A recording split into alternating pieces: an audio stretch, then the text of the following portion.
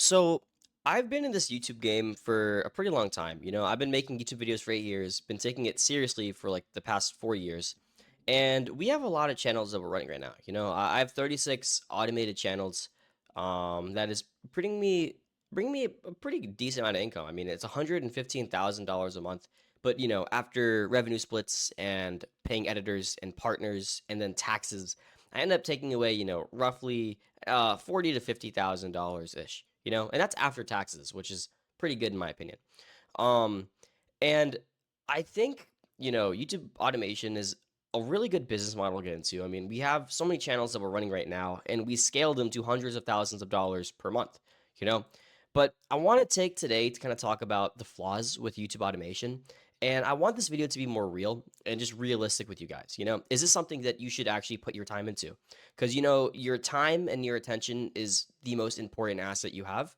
So putting time towards something is very important, so you deciding if you want to do, said business model is completely up to you and what you're willing to invest in. I'm talking about your time here. And by the way, if you don't know who I am, I guess, my name's 17. I already said I've been running a lot of channels. I don't have a course or anything that I'm trying to sell. It's, everything's for free on YouTube. I just kind of make these videos because I kind of spend like 16 hours a day doing this stuff, and I like talking about this. And I've noticed that these videos help a lot of people, so I want to go into more depth about everything with YouTube automation. So, first things first, is YouTube automation an actual good business model to start, right? Because what's great about YouTube automation is it's a very low barrier skill to entry, right? All you need is a phone and editing software like CapCut, which is free, and then you can make videos off of it, right? But long term, is this something that's going to sustainably make you money? Like, can you drop out of college and do YouTube automation and then make a living for the next 60 years? You so I think, in my opinion, YouTube automation is not just, the number one business model you should get into when you're starting, but it also is the number one skill building asset that you could have. Because when you're doing, videos on YouTube and you're trying to make money through getting views, you have to basically solve this equation of how am I going to get the most amount of views possible to make the most amount of money, right? And then you come into this realization eventually. I'm sure every YouTuber has, where if I get more views, then I'm going to make more money, right? And this is very, very obvious, but this problem gets us very hungry because we understand that getting attention is going to bring us more income, right? And what's great about it is we're getting paid to learn how to get views and end up making money.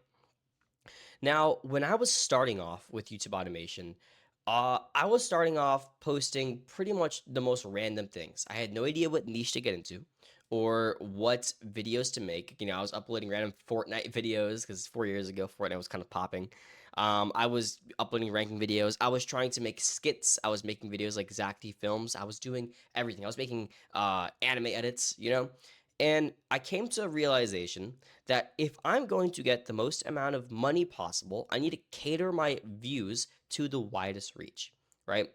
And this problem is so much more complex than I kind of summed it up to be, because when you're trying to cater to the biggest audience possible, there is multiple obstacles in your way, right? There's obstacles like language barrier. You got to figure out, how am I going to get the most amount of views without speaking a language, because language limits reach. How am I going to get the most amount of people to understand what is going on without putting words on a screen? How am I going to get the most amount of views possible using the sound effects that everyone knows? What topics am I going to make videos about, right? And I came to a conclusion that the videos that get the most amount of views on YouTube are two types of videos. It is videos with experiments, right? Or videos with experience. Experiments or experience, right? And you will notice this very, very heavily in none other than Mr. Beast himself, right? If you actually go to Mr. Beast's YouTube channel, so Mr. Beast uploads two types of videos. It's either an experiment or an experience. For example, an experiment of seeing 1,000 pilots fighting for a jet, right? That is an experiment to see who is going to win, right? Or 1,000 kids versus the world's strongest man. That's an experiment. And then we have experiences like surviving 30 days inside, a chained jail cell, or surviving 100 days in prison. Now, these videos are either experiments or experience. And I came to realize that the videos that I uploaded that, had some type of experience, for example, ranking top 5 lightning striking people moments, right? These videos had a very, very thrilling aspect because it was a human being involved with something, and it's basically an experiment, and you get to experience something at the same time. There is no language barrier, and you can use popular sound effects, right? I realized that ranking and visual storytelling became a crucial role in getting me my initial success with getting views on YouTube. And here I'll show you a couple example videos. I don't want to leak the exact channel itself, but I want to show you how much money we made from some of these videos. Now, I've used this specific video in multiple examples of my previous videos where I explain things in detail, but I want to just show this again. We got 160 million views from this video. That's more views than a lot of people have generated in their entire lifetime. I'm talking about like experts. This is one single video generated nearly $12,000, and the video is 1 minute long. Right? I'm not going to leak the niche, but I will tell you what the video is about.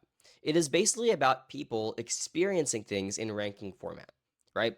So if you can take this knowledge that I've just given you with either using both E's, either experiment or experience, and apply it to your own content, I promise you, you're going to see better reach, right? It's all about the mindset you have when you're actually making these videos in the first place. So, for example, let's say you're making videos in the Roblox niche, right?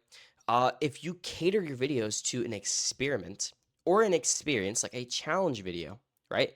Or an experiment like opening chess, right?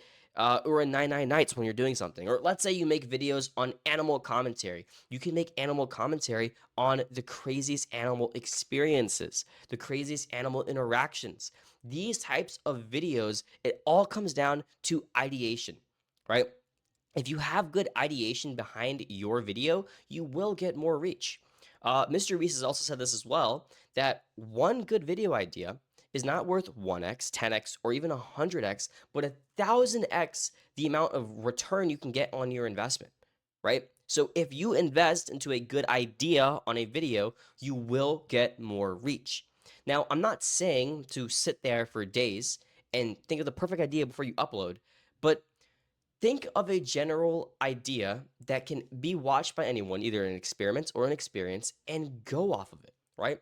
And once you start uploading these videos and you get some traction, let's say you do actually start getting some views and you see something is working, what's great about these videos is they're replicatable, right? So if you make a video like this, you can repeat it off different platforms in different ways, right? So if I make ranking funniest human and otter interactions, where, like with an animal, then I can be like, okay, hey, people really like this. How about I make 10 more videos, including like bears and pandas and crocodiles and dogs and cats. And then boom, all of a sudden, I can use every animal in the animal kingdom and start making videos about this, right?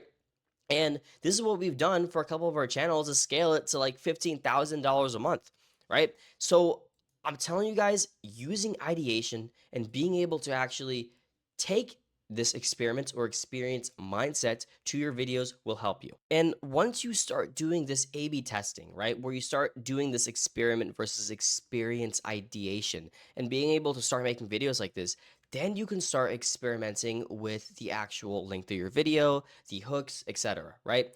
But a lot of people get stuck in the ideation category, and if I'm gonna be honest, if your idea sucks, your video is not going to perform well, regardless if you have good retention, you could have good average view duration, you could have an amazing swipe ratio, and it won't get pushed out, right?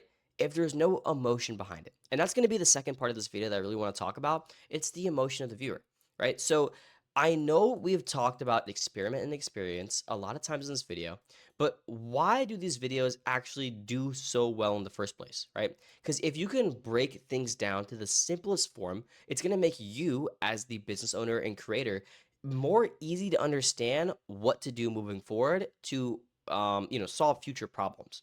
So let's say you're making videos in experiment or experience, right? What emotions do these make do this what emotions do these viewers feel when we make videos like this, right? The main emotion that I've seen that is the most powerful is childlike curiosity, right? Not curiosity, childlike curiosity, right? This is basically making a video that makes someone go, huh, that's interesting, right?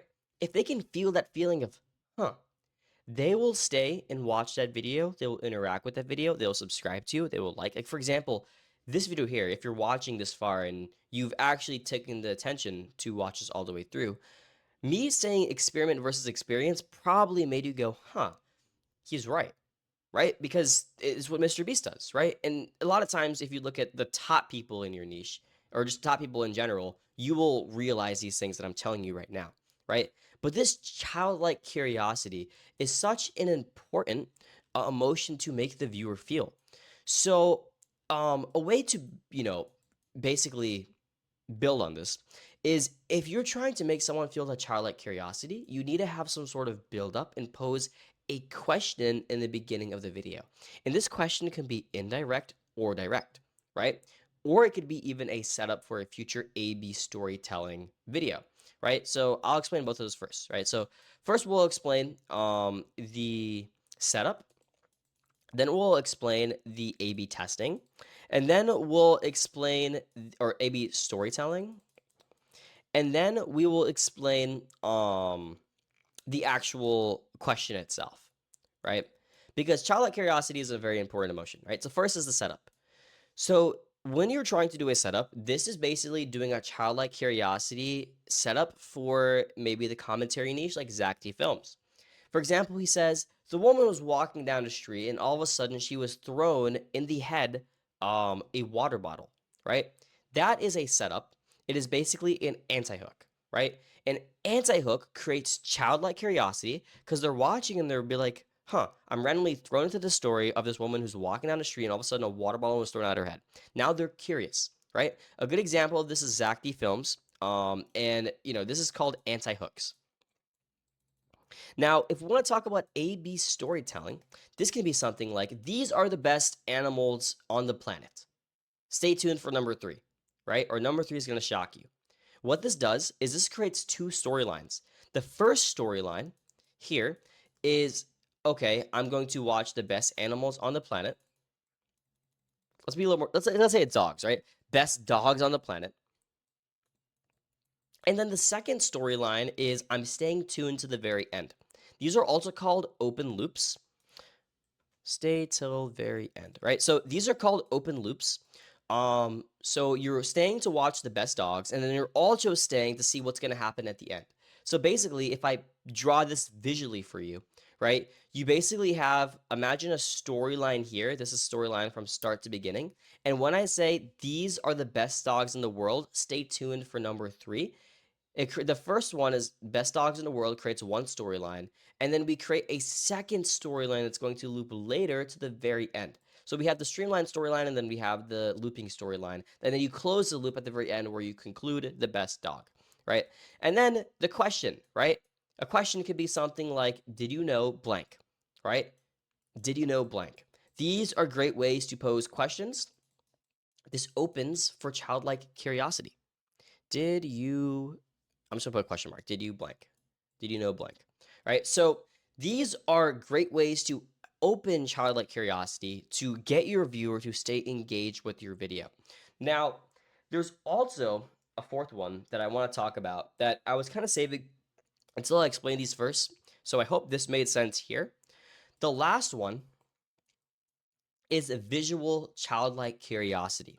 Now, visual childlike curiosity is a very, very powerful thing to put on your video because it doesn't really matter who's watching. You will feel interested and you don't have to be intelligent to understand, right? The average intelligence the people watching your video is probably anywhere from uh, third grade to fifth grade American education, right? Which I'm gonna be sure you guys is not very, very high. And that's because we're balancing kids to adults if we're trying to view max and get the most amount of views possible, right? So doing a visual childlike curiosity hook is crucial. I'm gonna say visual childlike curiosity hook. VCLCH. What an awful analogy. I'll work on that later. All right. But a visual childlike curiosity hook is amazing because it gets people engaged. And this can be something like a constant pop up animation of a dog, or maybe it's like, did you know? And then it shows like a dog falling off an airplane. Or for A B testing, it can be like, for dogs, it's like, did you know these are the best dogs? And it shows a dog thinking over here like this. Or for anti-hooks, it can be a dog walking down the street. The dog was walking down the street, then a blank happened, right? All of these can be used for childlike curiosity hooks, right? Because remember, we are creators. We're trying to basically create magic, right? If we can create magic, YouTube will gift us with views. And guess what views equal? Views equal money, and then money equals, I guess, more money, and then you get people be really happy. So yeah, that is kind of what I do when I'm thinking about this. I wanted this video to be more in depth. If you're watching this with my channel for the first time, again, I have lots of videos that go into detail about very specific things. But if you're a viewer who's been watching me for like a while, I wanted to make this video to go more in depth and just explain things in more detail. I know a lot of people, they are actually learning a lot from these videos, and I'm so happy to hear it. I mean, in the Discord, we're having a lot of students also just making a ton of money. We're having a lot of people who aren't even in the program just making money from the free videos. So I want to take these videos up a notch. We're going to basically take down the production quality and increase the value quality. So that's what we're going to be doing moving forward. I hope this video was helpful. If it was, drop me a like and go ahead and subscribe and comment what you want me to make in these future videos. And also, this is day 8 of the View Maximizing Bootcamp. We have like a whole series on our channel where we do like bootcamp videos. But yeah. Also, if you do want to work with me one-on-one, you can click on the first link in the description and apply to work with me, and apply, and then I'll reach out, or my team will reach out to see maybe we can work together and scale a channel up, man. Or scale multiple channels if you're at that stage you want to scale multiple channels. Anyways, that's all for this video. Childlike curiosity, view maxing, views equals money. Lots of good stuff in this video. I love you guys. I'll see you guys tomorrow. All right, bye.